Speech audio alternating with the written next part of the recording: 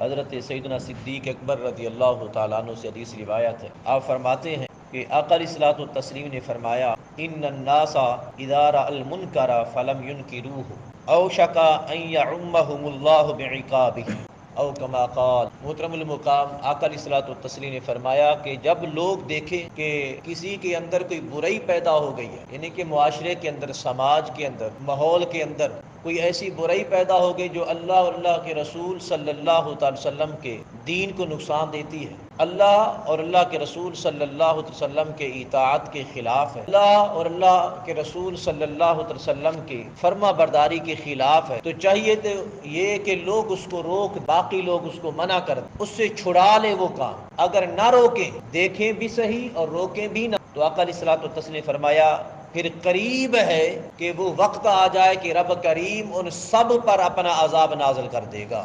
اب دیکھیے، نافرمانی کوئی چند شخص کرتے ہیں، چند لوگ کرتے ہیں، مگر جب اللہ رب العزت کا عذاب آتا ہے تو سب پر برابر برابر برستا ہے۔ یہ اللہ رب العزت کا نظام قدرت ہے، جب وہ رحمت کی برسات کرتا ہے تب بھی سب پر کرتا ہے، ایسا نہیں کہ چند بندوں پر اللہ رب العزت کی رحمت کی برسات ہو اور چند لوگ ایسے ہوں جو رہ جائیں۔ ذکر کے حوالے سے حدیث پاک آئی ہے، آقا علیہ الصلوۃ والتسلیم نے فرمایا جب بندہ اللہ کا ذکر کرنے کے لیے بیٹھتا ہے، چند بندے بیٹھ جاتے ہیں، اللہ رب العزت کے فرشتوں کی جماعت آتی ہے، ان کو ڈھانپ لیتی ہے، ان کا ذکر سنتی رہتی ہے۔ جب وہ فرشتے واپس چلے جاتے ہیں تو اللہ رب العزت پوچھتا ہے کہ میرے بندے کیا کر رہے تھے؟ فرشتے عرض کرتے ہیں باری تعالیٰ تو جانتا ہے لیکن پھر بھی پوچھتا ہے۔ رب کریم فرماتا ہے ہاں میں پوچھنا چاہتا ہوں کہ میرے بندے کیا کر رہے تھے، تمہاری زبان سے سننا چاہتا ہوں۔ تو فرشتے عرض کرتے باری تعالیٰ وہ تجھے یاد کر رہے تھے، تیرا ذکر کر رہے تھے۔ اللہ تبارک و تعالیٰ ارشاد فرماتا ہے کہ میرے فرشتوں بتاؤ میرے بندے کیا چاہتے تھے، ان کی تمنائیں کیا تھی؟ فرشتے عرض کرتے ہیں باری تعالیٰ تیرے بندے تیری جنت کا سوال کرتے تھے۔ رب کریم فرماتا ہے کیا میرے بندوں نے میری جنت کو دیکھا ہے؟ عرض کرتے ہیں فرشتے باری تعالیٰ نہیں دیکھا۔ میرے فرشتوں اگر وہ دیکھ لیتے تو عالم کیا ہوتا؟ فرشتے عرض کرتے ہیں باری تعالیٰ اگر دیکھ لیتے تو اس سے بھی بڑھ کر تیری جنت کی تمنا کرتے۔ اچھا میرے فرشتوں یہ بتاؤ وہ بندے کس چیز کی پناہ مانگتے تھے اور کس چیز سے بچنے کی دعا کرتے تھے، نجات کی دعا کرتے تھے؟ فرشتے عرض کرتے ہیں باری تعالیٰ وہ جہنم سے بچنے اور نجات کی دعا کرتے تھے۔ اللہ تبارک و تعالیٰ فرماتا ہے کیا انہوں نے میری جہنم کو دیکھا ہے؟ مولا دیکھا نہیں، بالکل نہیں دیکھا۔ اللہ تبارک و تعالیٰ فرماتا ہے اگر وہ دیکھ لیتے تو عالم کیا ہوتا؟ فرشتے عرض کرتے ہیں باری تعالیٰ اگر دیکھ لیتے تو اس سے بھی زیادہ جہنم سے نجات کی دعا کرتے۔ اللہ تبارک و تعالیٰ فرماتا ہے میرے فرشتوں تم میرے بندوں کے حق میں گواہ ہو جاؤ، میں نے ان سب کو جہنم سے بچا کر جنتی بنا دیا، سب کو جہنم سے بچا کر۔ فرشتے عرض کرتے ہیں باری تعالیٰ فلاں بندہ بیٹھا تھا، وہ ذکر نہیں کر رہا تھا لیکن تھا انہی کی مجلس میں، یہ حدیث پاک کے الفاظ، تھا انہی کی مجلس میں، ان کے پاس ان کے قریب بیٹھا تھا، وہ اللہ کے ذکر میں نہیں تھا۔ اللہ تبارک و تعالیٰ جواب ارشاد فرماتا ہے کہ اے میرے فرشتوں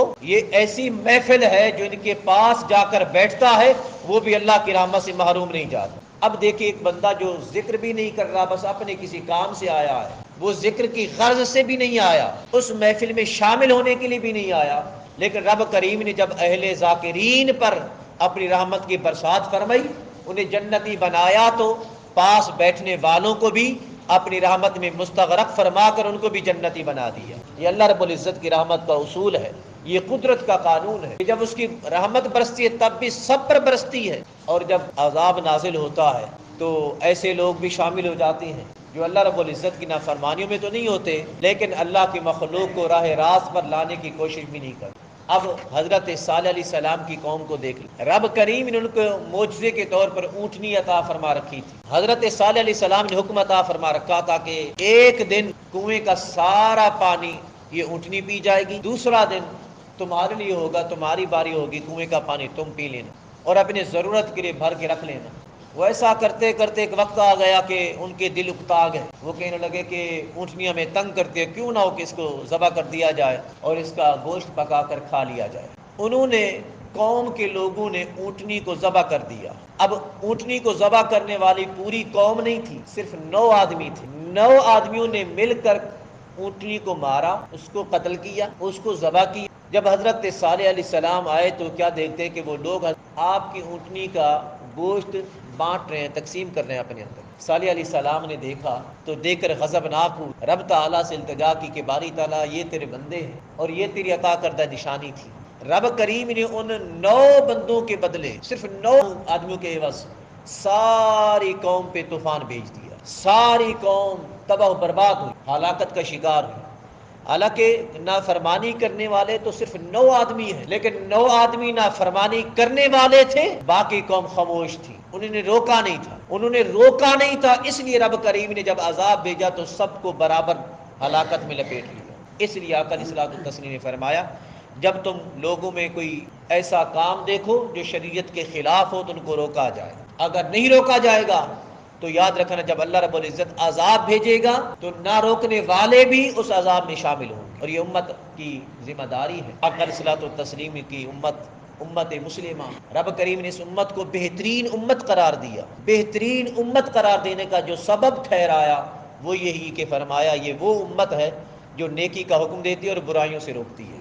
نیکیوں کا جب تک ہم حکم دیتے رہیں گے اور برائی سے روکتے رہیں گے تو بہترین امت ٹھہریں گے۔ جب اس کام سے ہم رک جائیں گے تو وہ وقت دور نہیں، اللہ رب العزت کی پناہ چاہتے ہیں کہیں ایسا نہ ہو کہ ہم پر بھی پچھلی قوموں کی طرح، پہلے والے اقوام کی طرح اللہ رب العزت کی طرف سے آسمانوں سے عذاب نازل ہوں اور ہم تباہ و برباد ہو جائیں۔ اللہ رب العزت سے دعا کرنے کے باری تعالیٰ تمام امت مسلمہ کو، آقا علیہ الصلوۃ والتسلیم کی امت کو آسمانی بلیات و آفات تمام قسم کے عذاب سے بچائے رکھے، اور یہ جو فریضہ سونپا امت مصطفیٰ کو، یہ وہ فریضہ ہے جو انبیاء کو رب کریم نے عطا فرما رکھا تھا، یہ انبیاء علیہ الصلوۃ والتسلیم والا کام ہے۔ رب کریم ہم ساری امت کو یہ کام کرنے اور دوسروں تک پہنچانے کی توفیق عطا فرمائے۔